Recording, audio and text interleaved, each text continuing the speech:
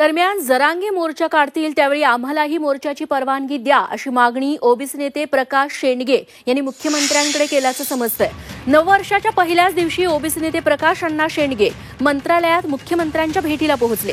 दोघांमध्ये बंद दाराआड चर्चा झाल्याची माहितीही मिळतेय।